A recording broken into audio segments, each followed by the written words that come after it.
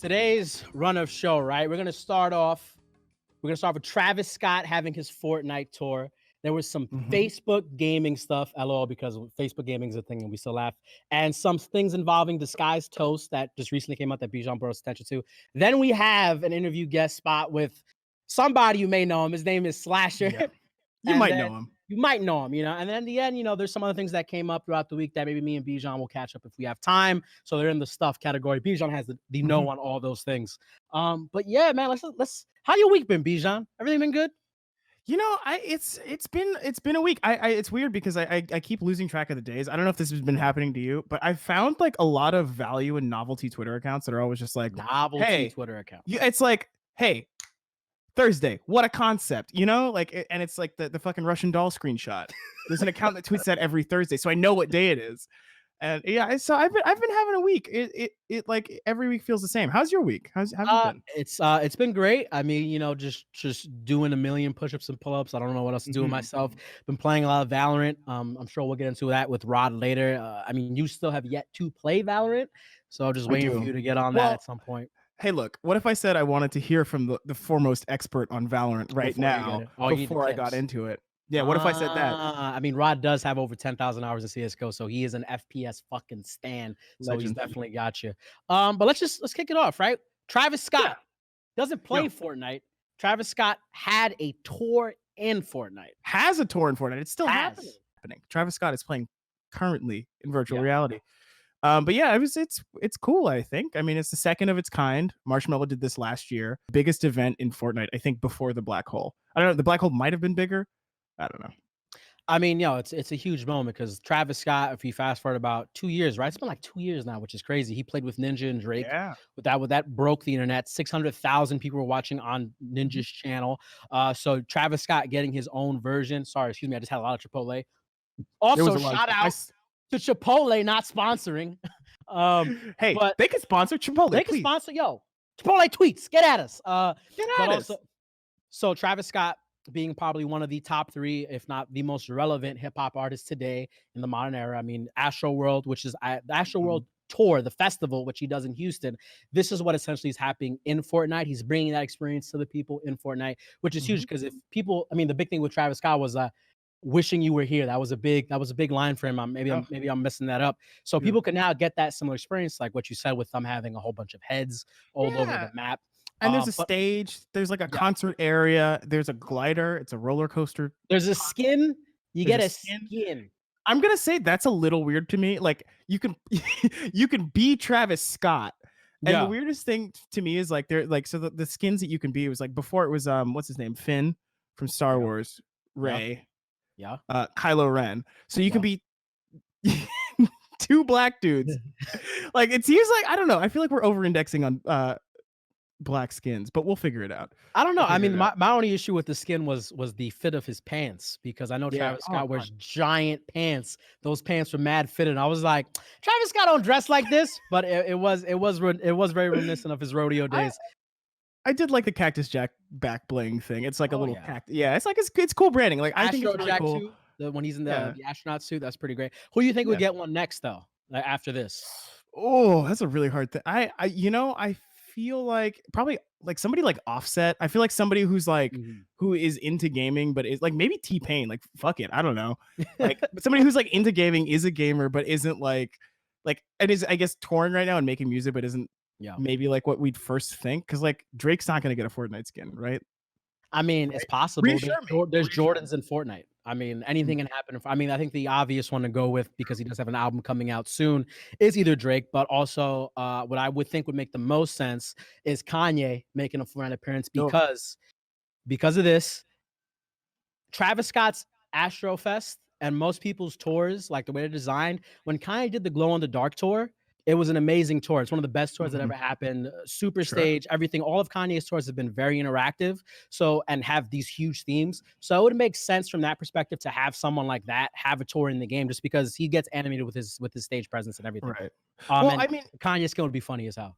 you have to think that like Fortnite is fielding a lot more of these inquiries from Yeah. big artists because it's like you can't go outside. You can't have people, like a lot of people in a shared space together. Yeah. And like, I mean, Fortnite is like one of the biggest like online spaces in the world. Like it is like, it's like Minecraft. It's huge. It's like it's massive. And also there are Minecraft concerts happening now. Like there's Block by Block West, which is Block coming up. by Block West. Yeah.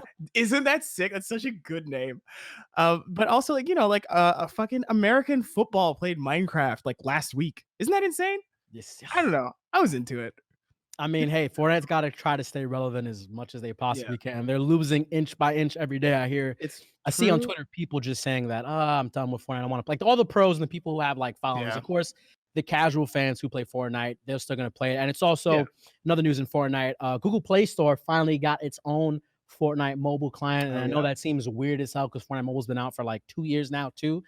And Epic had some things to say about it. They said specifically they were kind of weirded out by the fact that Google was taking a 30% cut of all the transactions that are happening in Fortnite mobile on the Google Play Store, which was, for them, they only think I think they only take a 15% cut on the Epic Store or Mhm. something. They were trying to like frame like how they take percentages out of things on their store. Right. But I'm just like, Epic, I mean, dude, you're making like $1 billion like off these skins anyway. Like I think But like that those percentage points matter when it's that much money. So I mean, I get it. true, I get true. it. But look, all I have to say is like this is much better than the Avengers collab, which was fine. The Thanos freaking game type was It amazing, was dude. fun. That was fun. It was Like fun. being able to get the gauntlet and come down to Thanos and just smack people all day, that was the It was funnest thing I've fun. ever done. But like I just felt I've done. I was just like, oh, it's crave. It's like, this is like, I feel like I'm playing an Ugh. ad. It's ugh. Look, it's not pure like Valorant. Oh, My next it's love. not that. Yeah, pure. Also, Facebook gaming somehow still stay what? Wait. Before we do that, Yeah. if you want to watch Travis Scott, it's not Oh, only tonight that he's playing, it's tomorrow, 10 give me a.m. seconds. Eastern, Saturday, so the day after tomorrow. It's hard to tell, I know. Midnight Eastern, 11 a.m., and then 6 p.m. on Saturday. These So are it's some like early ass shows, bro. you have like, you have like a little bit of time to sort of, 10 a.m. Eastern Standard Time for Travis Scott. Travis don't even show up I, on time to his actual shows. What is this 10 a.m. stuff? I'm sure it's pre-recorded, but we don't know. Oh.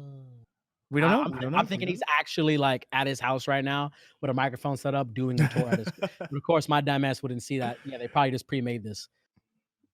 Yeah, But some Childish Gambino shit. Anyway, yeah, let's continue on. Facebook gaming somehow still being number 3 in the streaming platform wars. I mean, look, Facebook has a Huge. huge audience. Don't even act like it's surprising. Is it huge? Is it? What's more surprising is Twitch is still number 1 because like Hey, YouTube and Facebook are massive. It's just because Twitch is the easiest to view on. It's like Yeah. YouTube, you have to go to YouTube Gaming, you have to click on a tab to see the stuff. Facebook, you have to go to facebook.gg. Twitch, you just go twitch.tv and you already know what you're getting into. You don't have to look for stuff, which is, I mean, yeah, granted, that kind of goes against like some of the younger creators, like them creating content because there's no built-in like search algorithms or stuff like that you can use to find people. Sure. But like part of that makes it just so appealing to just go on Twitch because you just go on and find a show immediately. Yeah, yes, but I also will say the recommendation algorithm got a whole lot better very recently because they had a Yeah. whole team sort of working on that. But I also would I think the larger point is that Twitch has its own specific culture and it has defined live streaming, which is why those other two networks are trailing because it's like, Yeah. what's a YouTube live stream? It's hard to tell. Courage JD is like the guy who's like making YouTube live streams happen. Yeah. Disguised Valkyrie. Toast is and Valkyrie, yeah. Shouts to her. Who is streaming right now also. Yep. Hey, counter streaming. But yeah, no, sorry. I interrupted. We don't need to talk about Facebook gaming just yet. Just the app. Just the app.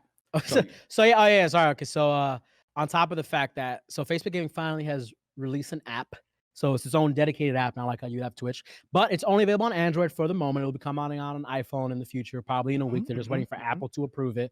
And now it simplifies the viewing experience for Facebook gaming content, as well as gives you access to Facebook gaming titles like Candy Crush, Words with Friends, which I'm excited for. Things like that. It just makes the whole game experience on Facebook way more seamless and integrated. Because Facebook gaming didn't really have any of this stuff. It's just like, okay, you go there and you guess watch your cousin or your friend play video games. It's weird. But right now they're heavily promoting mobile games, which makes the most sense because mobile games generate the most money out of all games. And mobile games are massive on Facebook, especially for the built-in communities.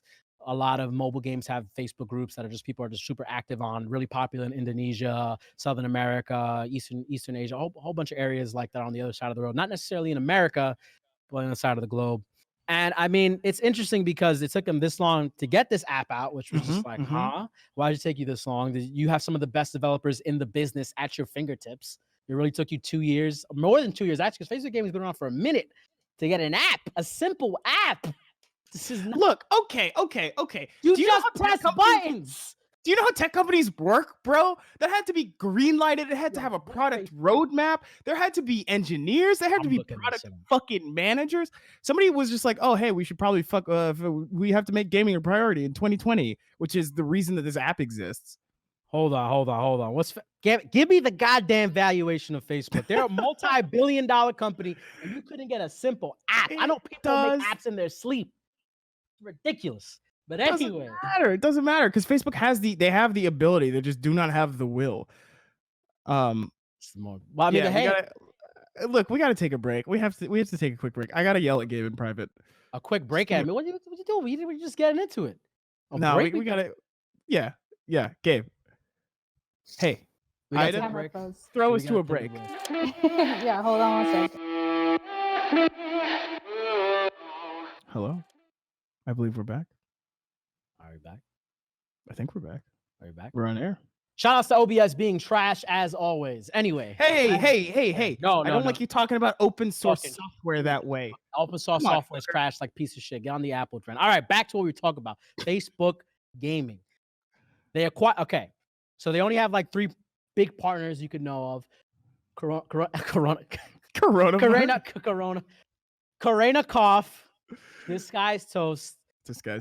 And Zero, who you may know as a Smash player. And in recent news, Disguised Toast, who's literally stolen the bag, left, right, and center, has had another moment.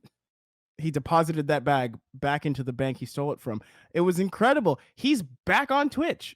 He's back on. He's figured out a loophole. I think the greatest thing about that is like his reasoning, which I think is actually really brilliant, is that like Facebook does not promote live like streams that aren't live gaming, which like I totally get. Like Facebook is like, okay, we want to be live streaming. We have Facebook Live, but we have Facebook Gaming, which is a specific thing. And they were just like, yeah, sure, go stream on Twitch. So he does just chatting streams and hinted that he'll be doing them more regularly, which is a great way to keep both of your fan bases happy. I'm into it as a move. I don't know. I think it's great. What do you think? I mean, I think my man just said, yo, Facebook, I'm not getting the same kind of numbers here. I want to stay with you, but I'm gonna need a little bit more leeway with my contract. Because Twitch would never give him that deal. Twitch would like, never. Hell no. You have to stream exclusively out here. We want to hear about it. We want to see about it. So I mean, it's great. I mean, hey, if you can find another way to activate your audience, like at the end of the day, I feel like we spoke about this on the last episode. If he doesn't stream on Twitch, it doesn't matter because if and when his contract expires with Facebook and he wants to come back, he'll get all his viewers back because it'll break the internet. People will be like, "Oh my god, this guy's Toast is back! Oh my god, we gotta watch him now." I think he cracked like he cracked like 24,000 viewers, and like it was like top 10 streams while he was streaming. Big deal. Big deal. Easy to just sit there and chat up about like whatever's going on, how's working with Facebook. You can talk about anything on just chatting. It's just like, I mean, he did to be fair, he did say he would have taken that deal again if it had been offered to him now. So I feel like he's like doing his part to be an ambassador for Facebook, but also like knows where the money is and knows what's going on. He's a savvy dude. Yeah, I mean, the opportunities are available on Twitch. Biggest audience, like what is it, 4-6 million people watching right now. Like it was like the peak concurrent recently. It's like at this point in time, like no one expected, of course, COVID-19 to happen. Now it's like the opportunity for you to just like build your audience even further is just huge. Like Tim the Tap Man, I mean, he's gotten numbers I've never seen him ever get just because of what's going on with Valorant. Dude, it's amazing. Like 100,000 people. That is a huge thing. I mean, it's funny because YouTube. I feel like YouTube stats are a little different because I feel like you can get like that many people watching on YouTube more easily. But I don't know. Maybe it's an algorithm thing. I have no idea. Well, it's just because like on YouTube, it's easier to search content, right? You can create a title that people can type in anything and you'll pop up in the recommended. Then you can also do something in the metadata, like in your description and, put words and words and words. So you just rank higher in SEO. And then your thumbnail, which is the thing you have no control over on Twitch, which is very important for making your video stand out. You can see it with Valkyrie's recent Twitch stream. She's been doing these very specific thumbnails. That's how you stand out. So it's so easy for people to like find your stream versus a Twitch where it's just just a C at the end of the day, and whether you catch something is a different story. Yeah. But damn, where was I gonna go with this thought? Bijan, I don't know, but I like it. I really liked it. I was all in, bro. No, but Damn like it. I My do brain want pooped.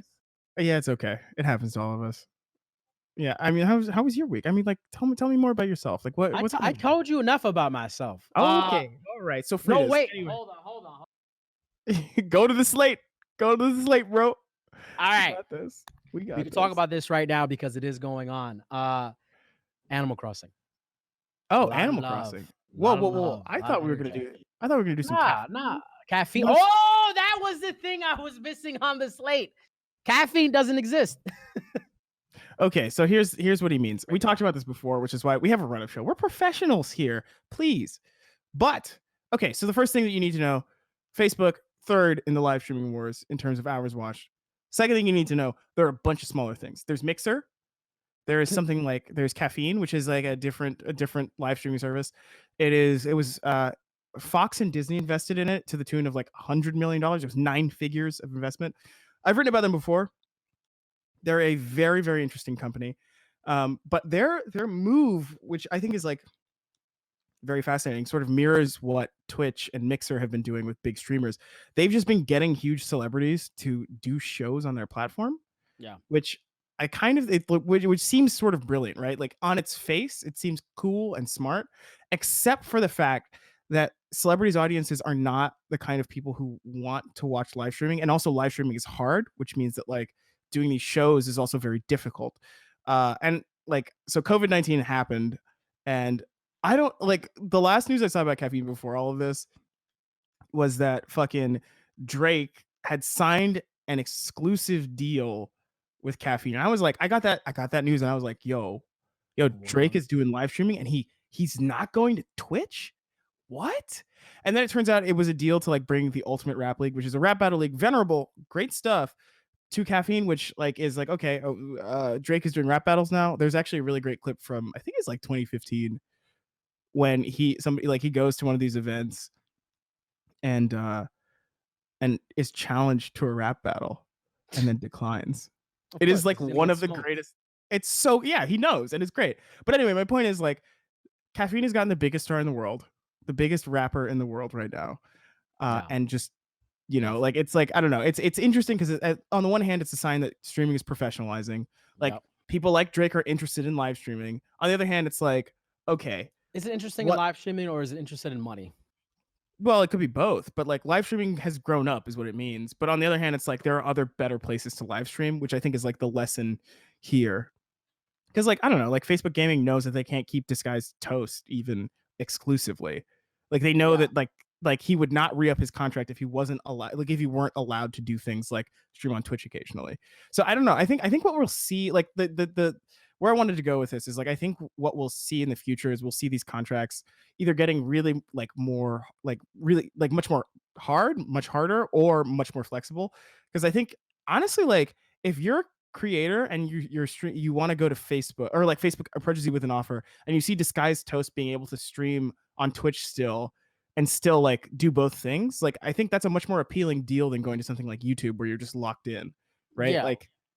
Like you're never actually like when these people talk when they do the conversions, right? So you have like a Shroud, for example, who 50,000 concurrents, whatever, blah blah blah.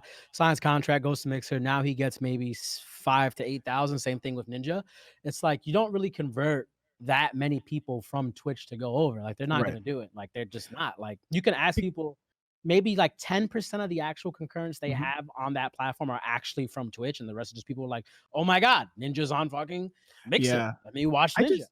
I just can't imagine who's not jealous of Disguised Toast right now. You know what I mean? Like, yeah. Like everybody must be, yeah. It comes down to the money, right? Because Microsoft is gonna lock you in just as much as Twitch, and it's like, hey, because they're using Ninja and Shroud in advertising, right? Like, I mean, I can tell you for certain that they are locking these people in. These are exclusive contracts, and so Caffeine may have been a pioneer locking people like Drake into non-exclusive contracts. I mean, it's a smart way to keep your client happy, and it's also the opportunity here is that if you do stream on, like for example, Twitch, where you have your audience, you can probably convert some of those people to go over to Facebook Gaming. It's a savvy move for Facebook. If you're in third place, it's very smart. I think if you're Twitch, it's a different calculation because you don't want your people leaving. But that said, Disguised Toast does not have his partner checkmark. He's an affiliate. He's back in the regular pool, but he's still pulling wild numbers, which you know what? Good for him. But also, speaking of bad Twitch streamers, Gabe, I think it's time, Gabe. Gabe, I think it's time. I'm not even gonna name her. Is it in the slate? Is it on the slate? I didn't write it down. What's her name? What's her name? Tell me your name, Bijan. It is Invader V. And Zune, play this clip. Roll that clip. Oh, I'm so excited. I love the clip. It's such a bad clip. Doesn't matter if you... hope the stream hears it. Oh, yeah. It's fine. Oh, it's frozen. It's frozen on this I'm one. not asking you for a large financial contribution. If it cost $20 to sub, $20 is quite a bit of money. $20 is you can get a full meal for $20. And the difference of $20 and eating a meal is in that $20. Like, that's where it is. But a sub is $5. At maximum, in whatever your currency is, it's maybe $10. And it doesn't matter how broke you are. If you have time to watch Twitch, you have $10, truly. If you don't have $10, you probably don't have time to watch Twitch because you should be working. You should be trying to earn money. It's not a ton. It's not a ton of money. So being like, I'm broke, I can't afford to sub, that doesn't really track. What you mean to say is, I'm so irresponsible with my money, I can't support the entertainment that I enjoy. That's what that means. It doesn't really Stop the clip. Stop it. Oh, I was Get her off. Get her off. I was doing a face that whole time, and I was like trying to blink "help me" in Morse code with my my eyelashes. All right, didn't work. Invader V, Invader whatever, Invader bad fucking opinions. All right, listen, I can understand from one point, like if you're addressing your regulars, I guess you could somehow make a conversation point, like, hey, if you watch this every day, that's true because your regulars. I know. I'm just doing the devil's advocate for a second because we're still gonna fucking flame her. You could probably make that argument, but in reality, saying that it's not a ton of money to give me $10, it's not. It doesn't really track. How does that, like, people who watch Twitch? This is a free form of medium and content they can consume, right? Bijan, it doesn't cost them $5 to get HBO. It doesn't cost them $5 to get Country or whatever. These people tune in at the end of their workday. Maybe they're having it in the background at their workplace. They're not necessarily being actively watching. A lot of people watch in the background, right? For you to say that you don't have money and essentially begging for donations when you're sitting around like fucking $100+ in plushies, get the fuck out of here. In plushies, you're talking about money. You saying you don't have good responsibilities, good habits, etc. You bought $100+ in plushies. Your pillow that's covering your fucking ass is like, I'm not even gonna go ahead, Bijan. I'm done. Yo, you said it way better than I could. I was gonna be like, yeah, she just doesn't know what work means. Like, that's just like I couldn't even relate to the clip because I was like, this is a person who fundamentally I you know what? I generally think people can be saved. You know, I think that people are good at heart generally, sometimes, most of the time, some people. And this is just one of those things where I'm like, I can't even like consider you a human being if you say shit like this. It's like you've clearly never tried to like think about somebody else's life and think about what they might be going through or what their struggles might actually be or why they might be using the free service that you broadcast on for free. Yeah. And it's like, what? Come on. Like, we're better than this, right? We're not, but like, or at least she's not. What am I saying? But it's one of those things that like is actually, frankly, like right now is like more disgusting to me than ever because like, holy shit, man. Fucking 26 million people submitted unemployment claims in the US in the last like 3 weeks. That is fucking like a sixth of our country's workforce. That means like $10 matters more than ever. And it's so fucked that you like, if you're so insulated that you can't see that, like that is just disgusting to me. It's like you haven't even tried to engage with the people around you, the people who are your fucking viewers who are paying you. And it's just like you're just in another fucking planet. You're on another planet where like nothing matters. And like, you know what? If you can stay there, good for you, but fuck off. I mean, when you get to sit on your fat ass fucking pillow, that's huge as hell. It looks like a goddamn cloud and making these opinions and assumptions. Gabe, I'm turning red. We got whatever. We do have a clip that was made of a parody that Zune has queued up for you guys to see. It was made by here we go. Let's check it out. I forget his name, but it's funny as hell. Oh, that guy. Yeah. I think I saw this. Did I see this? I don't know. His name is Pacquion. Hey, there she is. Tachyon. Yeah, the particle. Play the clip, Zune. She got it.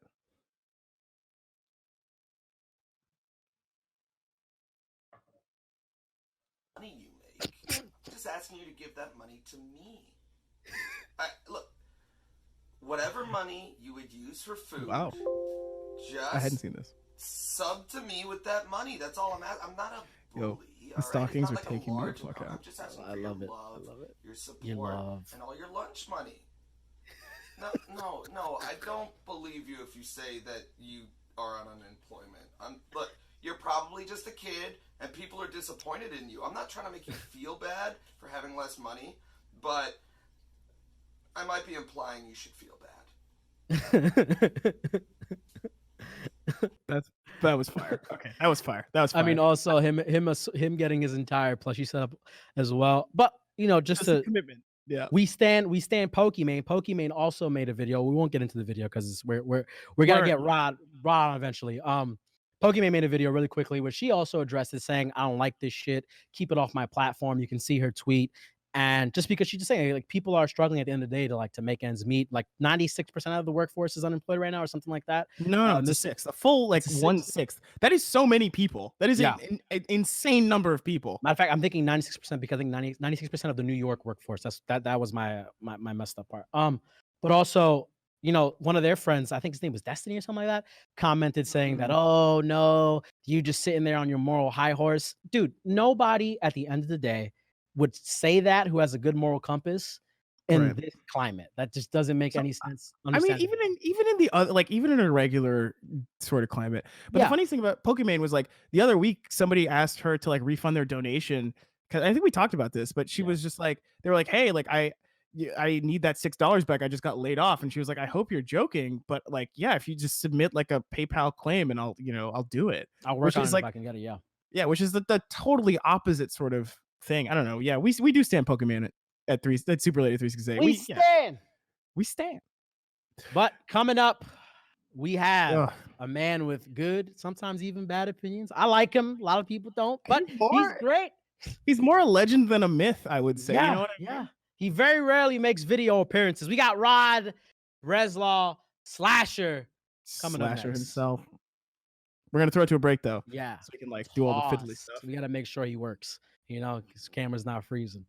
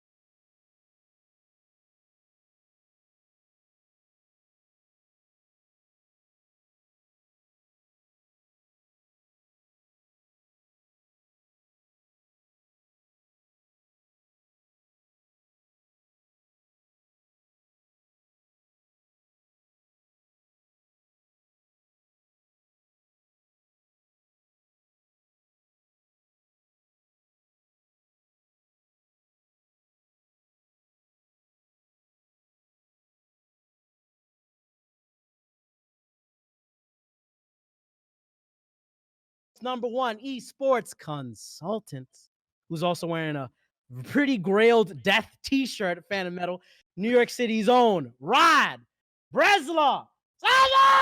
He's here. Also known as Key Daddy. Hello, Key Daddy. Key Daddy. Okay, Tell that us intro was really pretty good, and I'm going to use this intro and clip it.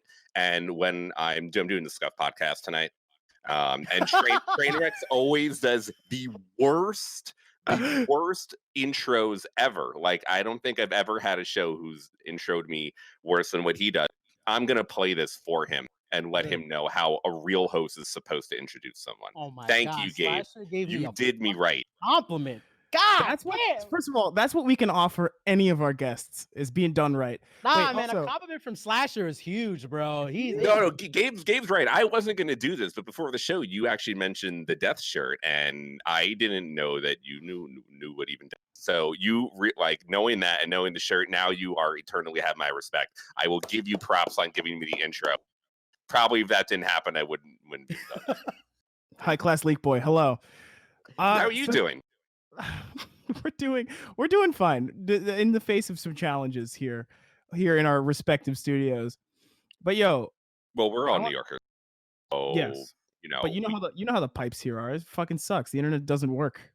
Are you on Spectrum? Unfortunately. Are you Spectrum 2, Gabe? Nah, I got that Fios. You are good. We are screwed. You actually just made a pretty great tweet right now, Rod. It was because we're going to talk about Valorant, of course, which is the thing on everybody's tongue. Valorant may have the current online hype, but Fortnite still retains the cultural mainstream moment, i.e. Travis Scott. Can you go into detail about that? How do you feel? I mean, the Travis Scott concert just finished, and it actually was incredible. Like, you were there. I mean, I watched it on Twitch, and we're all there. We're all there in spirit, which actually makes it so cool. Epic did an incredible. They used the Skybox. They used this new engine, this new modified Fortnite engine that they've been updating to create like legitimately one of the best world live experiences ever, probably in a virtual realm. And it was just a Travis, and Travis Scott is awesome, but it was really just a Travis Scott concert. So they did fantastic. And so I mean, Fortnite is always it has been the mainstream game. Obviously, it did so much through 2018 and 2019 to bring like esports and gaming to where we are now. And although a little bit of the polish has slipped off, people are very upset for good reason at Epic Games and the way that they've actually treated the Fortnite game and why it is having problem. Although all these things have happened, it is still by far the most mainstream game. Maybe Call of Duty is there because it's just been around forever and Activision does a lot, and it also has a lot of mainstream appeal, but Fortnite still does things, and obviously this Travis Scott is a great example that Valorant is not going to be able to do. It's a whole different market. It's a whole different fandom in the way that we think about games, and Fortnite is still on top in terms of creating this unique experience for the mainstream that people that aren't gamers will like and experience. So there's two different games. Go ahead, Bijan. Fortnite is the Nintendo of esports, is what I'm getting from this. They've done a pretty good job of making it casual. It's still a shooting game, when it comes down to it, and that's what it is kind of very cool. So the reason I say that is because I'm actually very interested in Valorant, because to me, like a person who hasn't played it and a person who hasn't really played CSGO but has watched some like streams and stuff, is like it seems like Valorant is like a totally different experience. It's much more like closer to a tactical, like hardcore experience. And I'm curious, like where you think they're going with the market, who do you think they're trying to target with the positioning of the game and like its gameplay, and secondly, like what makes it different than other shooters on the market right now? Like what's the secret sauce?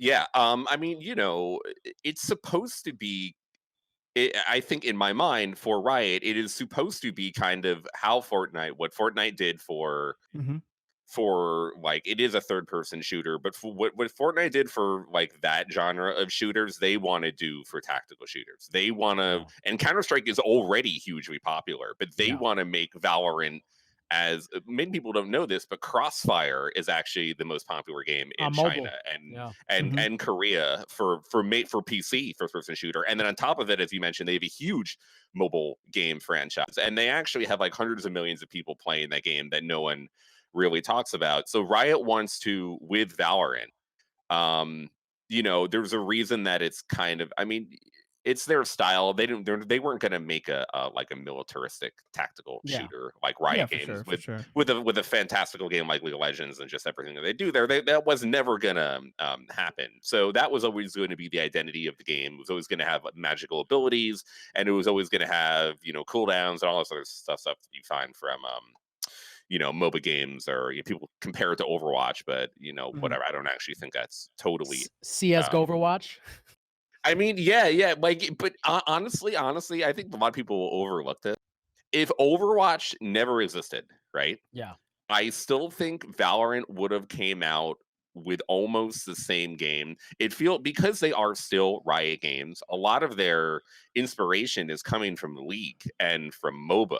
They're taking stuff from Overwatch, and they've definitely seen everything that Blizzard has done with the hero shooter genre, and they've applied a lot of that. They definitely have applied a lot of the things that they've learned from the hero shooters and what Blizzard has done. But I still think the game would have ended up being kind of similar if Overwatch and hero shooters had never existed, because they would have pulled cooldown abilities and other stuff from MOBAs, which is what Overwatch did in the first place. Overwatch brought in League of Legends or Dota type of stuff into the game. So it's not like a far-fetched thing to think that Riot would have did that anyway, and Overwatch could have never existed, and this whole narrative of the Overwatch thing wouldn't be real, even if it wasn't there. So with Valorant, right, you have over 10,000 plus hours in CS:GO. You are a man of culture. And over about, I'm going to say 7,500 hours in Overwatch. Okay. Pretty close. Who do you think this shooter is for? Because you have people who have different opinions. People like CS may necessarily like Valorant. People like Overwatch may like Valorant. Where's the sit in between? Who's this for? It definitely is for basically and for people that have never played CS before as well. I think that is the third one, the third most popular. You have CS players who, I mean, like, the divide between, look, the game that it is compared most to and that it is most alike is 100% Counter-Strike. There is no other game. It is not more like Overwatch with Counter-Strike stuff. It is not like taking stuff from Call of Duty or PUBG or Apex or any of these other things. It is literally Counter-Strike with ability. So if the game that is going to be taking the most amount of players from would be CS. Now, the problem and the benefit for them is two things. First, the problem is that CS is such an old game and has such a community, a diehard community that has been with this game for over 20 years now. And the longer that a game has been out and the longer that a community has been cemented, good examples are Quake, Counter-Strike, Street Fighter, Tekken, and Melee.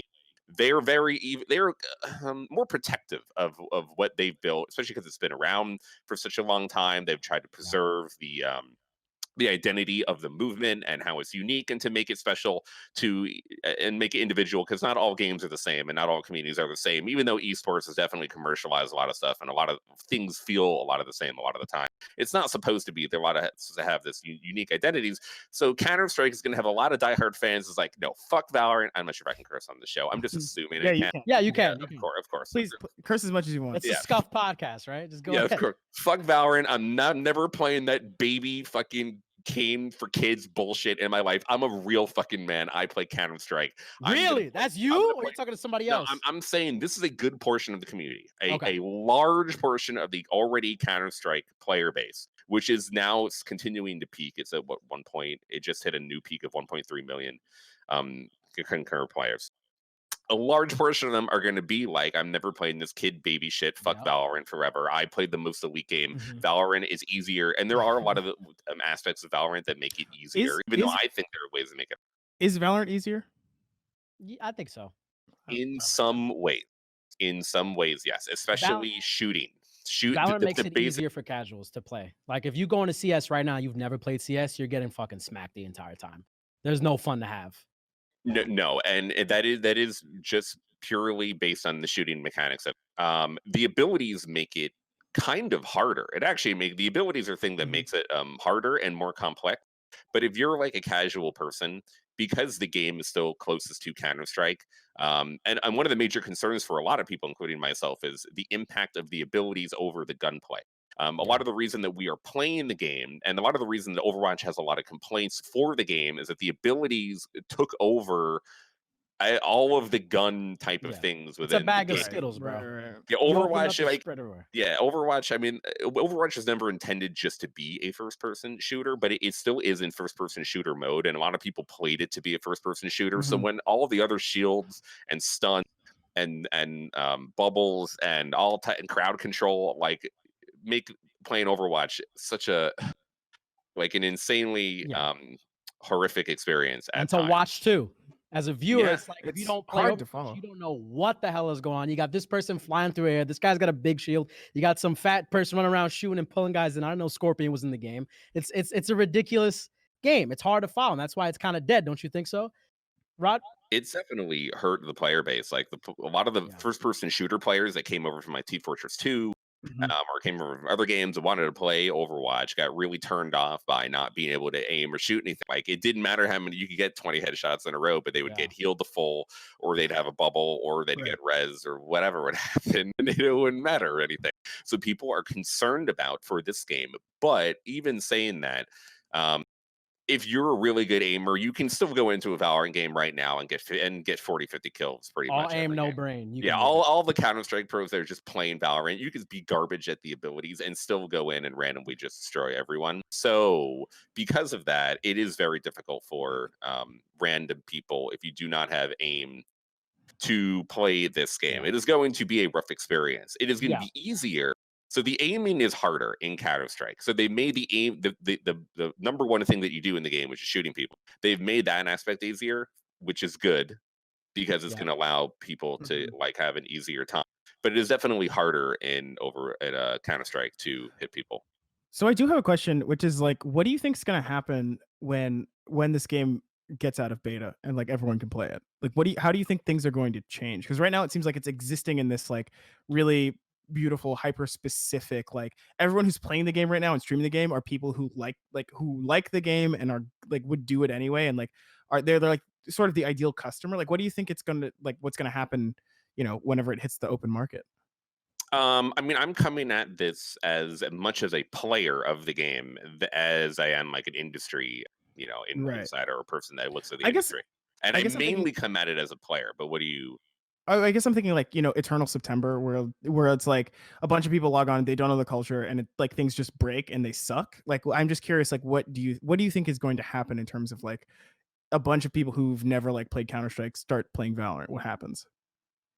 Nothing. Honestly, I think that I actually don't think any of that matters as long as because developers have matchmaking and skill levels and ranks and all that other stuff. Is if you're bad, you play with other bad people, and the way that developers have created the algorithms and the system has actually been pretty good now. Like if you bronze or whatever, or plat in Overwatch, or bronze in League or whatever, you will have an okay time because you're playing against other people from your skill. That is not really an issue that I think is going to be a problem.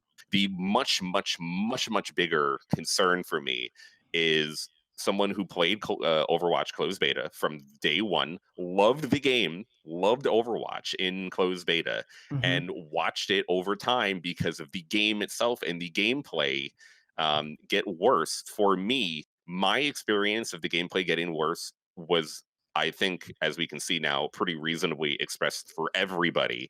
And that has caused all of the other issues for Overwatch. The gameplay getting worse is what causes all of the other problems. I mean, there are a few things. Developers not communicating causes problems, and the gameplay getting worse are usually the two main things. It's usually not like some other communal aspect of like new people coming in and that causing. Of course, that can do things. You get stupid like stories about Fortnite addiction or whatever, which isn't real. Which isn't real. Yeah, for sure. Stupid. So you'll probably get some of that shit. But the main concern is that Valorant turns into what happened to Overwatch, and is that as Right. Overwatch got released into open beta and then launched in the full game, people got really good at figuring out, one, the meta, and figuring out, two, how to perfectly use all of the abilities and cooldowns with all of the other heroes and champions to make things as hard as possible for the other team on the game. And if you have pro players that are exploiting and pushing to the max what you can find in terms of the meta and everything, they're definitely going to be using the abilities the most to maximize potential. Yeah, people are going to be practicing your aim, people will be practicing headshots and all that other stuff. People did that in Overwatch too, but overwhelmingly we saw all of the other things, including the abilities and cooldowns and all that other stuff, affect the gameplay, and then affect the gameplay so much that caused toxicity, like in a much larger way throughout the community. So if in Valorant people start figuring out crazy combos with all of the one-way smokes. Yeah, and there's already like tons of shit. I mean, you can see that Breach's flash is kind of really stupid overpowered. Sage is still in Sage. Imagine what would you think. I'm a Sage main, like, so like I've been playing Breach Sage man. and Sova. Yeah, you're a smart person, but Sage is fucking probably the most OP character in the 100%. entire game. 100%. You give a character a heal and a tactical shooter and a res and all this shit, And a wall that doesn't and go a away for forever. wall. And what did you think was going to happen? Now, in Riot's defense, I understand they're just trying to test stuff, but in Blizzard's defense too, we told them really early on. Like, I remember in closed beta, because I ran the professional Discord. I had Blizzard people and pros in this Discord. We would just yell at Blizzard like all fucking day in the closed beta for problems of 2 CP for assault, man. and for things like back then they had no hero limit. We had to pressure Blizzard to put one hero limit, which made the game like a million times better, because they were like, I don't want to do this. We intended the game to be multiple. Look, no, you fucking idiot. Obviously, it took 3 weeks to figure out that we would just make the game a living nightmare if you keep it the way it is. And Valorant, there is potential. It's already been a few weeks, and we're almost like almost a full month in now, and people are kind of figuring shit out. Give this another few months, and metas will be formed. Then people will maximize all the smokes that you can't push until 20 seconds left, and they'll ult you, and people will figure out how to get all the ult points on the maps, and the best way to rotate ults so that you'll get ults every 2 or 3 rounds instead of every 4 or 5 or 6 rounds, which is what the intention is. And people are going to break the shit out of this game. And if Riot does not help push the game in a good direction, is subjective, obviously, but I do not think Jeff Kaplan did the right thing, so to speak, for how they handled Overwatch. And if Riot does not handle I don't think Epic has handled Fortnite as well. If Riot fucks this up like every other developer scene, people are gonna get pretty upset. I think Riot has a good track record keeping their audience happy. I think they're very smart with developing things. As long as they don't introduce, like as Arpanine said, 10,000 new agents in year 1 and go really slow with their new champs. I think what I think would be good is they've given specific ability points to ults. Like maybe Sage's res should be worth more. It shouldn't be as accessible as a Breach's ult, right? Like adding those differences between the champs would probably make a better experience where things wouldn't be as OP. But by the way, who do you if you had to break down your top 5? A matter of fact, no. If you had to get, say, because once you get in the game, you have to unlock contracts to get agents. Who would you get first as a new player? I think Breach is out, right? Yeah. As a new player, or are you just trying to play? I mean, the best. Tell me, when I boot up Valorant, who should I try and get first? You should be playing Sage. Yeah. Okay. Yeah. Every new player should be playing Sage. You have a self heal. There's no other character that can do. And it forces you to be a team player. Yes. Ooh, You play a support character. It forces you to be a team player, and you can heal yourself after you miss all your shots and lose every gunfight. And also, you could hold your perfect example, Bijan. If you came in with Sage on Dust 3 and you went there and someone was pushing you on B side or A side, you could easily close off that site with your wall and give your teammates a good time to rotate if there was a full push. So it's more accessible, and you bring more value to your team as a whole if you play as a Sage. Interesting. Well, I'm gonna play this game this weekend, and hopefully things go well. And I'm like, oh, hey, I'm in the beta too. You're not gonna carry things are not going to go well for you. I'm just giving you the straight up answer. You are going to get shit on if you have not played not only Counter-Strike, but if you've not played first person shooters extensively. The only good news for you is that the matchmaking is kind of like random whatever in the air. So there are other shitters like you who will populate your game. So you playing the other shitters may make it more even, but you could run into people like me who are just going to kill you literally every single round, and you might end up like you might end up 2 and 23 at the end of the game. And honestly, I hate your that seems fine. That seems fine. Look, you say it's a learning process, right? We'll see how long that lasts. Yeah, I mean, I hope so. It really, this game being a hardcore game is a good. It is a good thing. I'll keep you both posted on how this goes. I got one more question. You need to carry. You need to carry. I definitely need to carry. You probably hit up Jim Basco. He's pretty good at the game, Bijan. So right now, CSGO had its big issue with the source code getting leaked, and now people's accounts can be compromised, etc. Valorant's looking in a really good position with where it's at right now. Do you think that Valorant, over the course of, let's say, 3 years, could take CSGO's spot? Because Valve is very slow with like updates for their game. True. Okay, wait. Let's just kind of clarify a second. Let's bring back it's like we have a memory of like 24 hours. One, Valve did come out, and obviously I'm not going to just believe everything that all developers say. And I'll get to that point, the second point in a moment. So when Valve said that the source code getting leaked for Team Fortress and Counter-Strike, it was not going to affect anyone on the current version of the game, and it will not affect any matchmaking services. People do not have to uninstall. People should not be concerned about being compromised. I actually like to take Valve's word on it on this type of stuff. Of everything, Valve is good at technology and making sure shit is not all fucked up. So I actually would take them serious. I wouldn't be totally concerned for any of the Counter-Strike or Team Fortress leaks. And it was only 3 days ago when the entire fucking internet went insane over Riot's anti-cheat system being basically malware installed on your computer that is always running. And that is actually probably a much bigger issue. And that is still going to be a major issue. People do not want to play Valorant because the anti-cheat is always running on your computer. And Riot basically has more intense access than any other developer. I did do some research after I tweeted all that, and I talked to some people about Epic. They own Easy Anti-Cheat, and they own 2 anti-cheats.